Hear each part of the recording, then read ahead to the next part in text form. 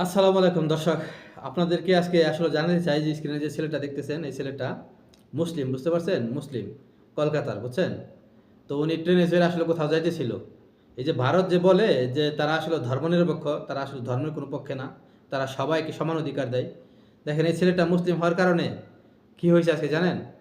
এই ছেলেটাকে আসলে আমি ভিডিওটা দেখাইতে পারলাম না, গাইডলাইন কারণে, কমিউনিটি গাইডলাইন কারণে আমি শুধু ওই ছেলের পিকটা দেখাইলাম। আপনারা দেখতে পারেন কলকাতা নিউজে এটা কিন্তু হয়েছে, আপনারা দেখতে পারবেন, হয়তো আপনারা দেখছেন অনেকেই।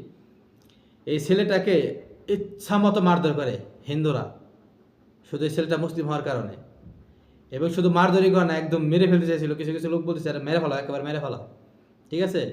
কিন্তু পাশে আরও কিছু লোক ছিল, তারা সাহায্য করছে, বাঁচাইছে, নাহলে মেরে ফেলাইতো। তো তাহলে তারা কিভাবে এই ধরনের কথা বলে? হ্যাঁ, একজন মুসলমান হওয়াতে যদি না থাকে জানের, তাহলে সে কিভাবে আমার দেশের কথা নিয়ে আঙ্গুল তুলে নাক গলায়? সে কিভাবে আমার দেশ নিয়ে কথা বলে যে আমার দেশে নাকি হিন্দুরা শান্তিতে নাই, তাদের উপর নির্যাতন করা হচ্ছে? আচ্ছা, আমার দেশে কি কোনো হিন্দু নির্যাতন আছে?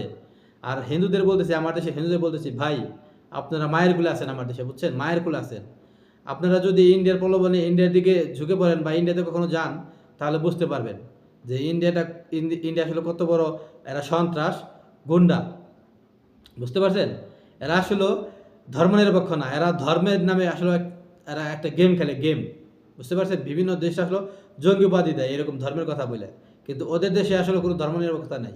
এইখানে ওরা শুধু চায় পুরো বিশ্বে হিন্দু কায়েম করার জন্য। তো ভাই, বিশ্বে কি শুধু এক জাতি মানুষ থাকবো? হ্যাঁ, পুরা বিশ্বে বিভিন্ন জাতি থাকবো, যার যার ধর্ম সেই পালন করুক, সমস্যা কি? আপনার দেশে মুসলিম আছে, সে তার ধর্ম পালন করবো। এর আগে আপনারা একটা ভিডিও দেখছেন যে মুসলমান রাস্তায় নামাজ পড়তেছে, পুলিশে নামাজ পড়তে দিতেছে না, পাশার মধ্যে লাথি মারতেছে। এই হচ্ছে ইন্ডিয়ার অবস্থা। আর তারা আমার দেশের উপর নাক গালায়। কত বড় সাহস ইন্ডিয়াদের!